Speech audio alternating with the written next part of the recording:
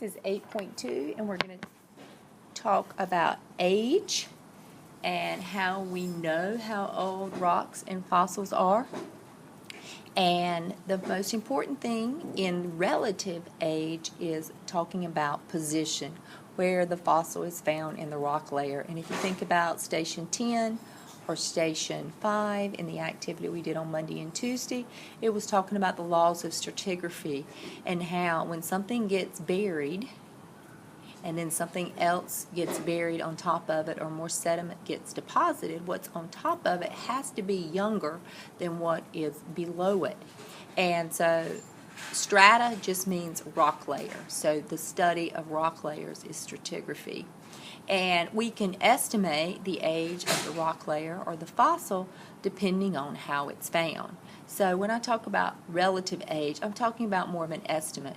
So if I tell you that I was born when the Beatles were popular and at their peak, that you can do a little research and know that that was probably in the early 1960s. So I'm giving you a relative age, and then you can subtract 1960 from 2016, and you can know that I am approximately in my mid-50s. I can tell you that I am older than my sister, but younger than my cousin. That gives you, and if you know my sister's age or my cousin's age, you can estimate my age. So that's relative dating when you're using some position to gauge how old something is. Most of the rocks near or on the surface are sedimentary rock, and they form by the action of wind and water breaking rock into smaller pieces, known as weathering, and then these erosion, these particles are moved, and then they get deposited and they get cemented together over time by mud and chemical action, and that's how sedimentary rocks are formed. And density and size of the particles matters how sedimentary rocks form. And they form layers, and they most of the time form horizontal layers. And so those horizontal layers, when they are broken or shifted, or some pieces are actually eroded away, they're missing, that can tell us something about the age. So again, relative dating is a comparison. Nicholas Steno was the first person to kind of figure this out and put it in the form of a law. And he said that the rock layer above is always younger than the one that is below it. And he realized that rock layers are usually laid down horizontally, magma bubbles out of a volcano and rolls down the sides of the volcano and flows out and cools in a horizontal layer. Sedimentary rocks usually form in horizontal layers. Metamorphic rocks are formed by heat and pressure, extreme heat and pressure on those sedimentary or igneous rock layers.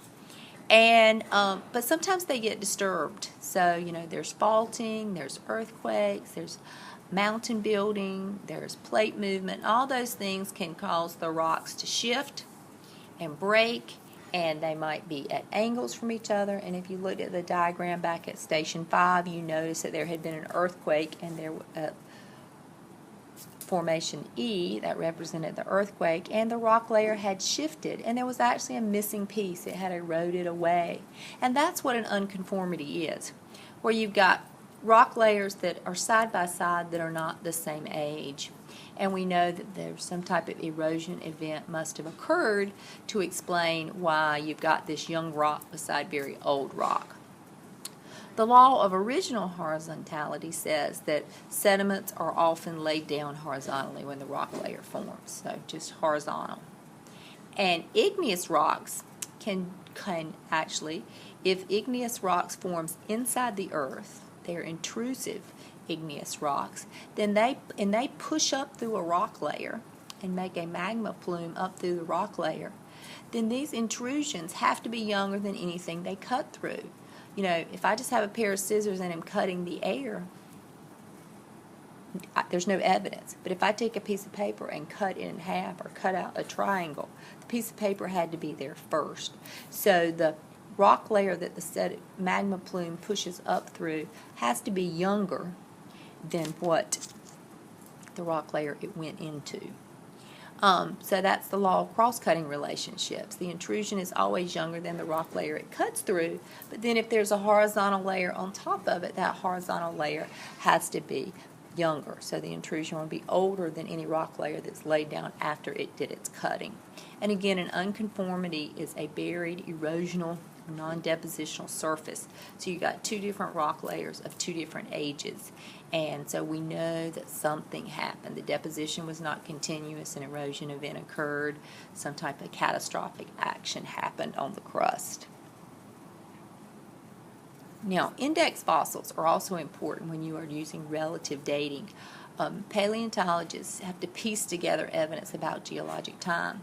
And an index fossil was prolific. When this organism was around, it left a lot of evidence that it was there. It's found over a wide geographic area. It's not isolated to one environment, so it's been found in many places in the world. It all dates back to the same short period of time, and it's extinct. It no longer exists, so it just represents that time period. So index fossils, whenever you find, say, the trilobite fossil, you can date it back. You know it's Paleozoic, and depending on the features the trilobite has, that fossil has, is it early Paleozoic, middle Paleozoic, or late Paleozoic, because the species did evolve over time. You don't find trilobite fossils outside of the Paleozoic era, so we know automatically where they came from, where that rock layer came from, and how old it is approximately just based on that. And then the principle of uniformitarianism is very important in many aspects of science, but especially when we're talking about the geology and life history of the earth, that the present is the key to the past. So what we see today can help us understand the past.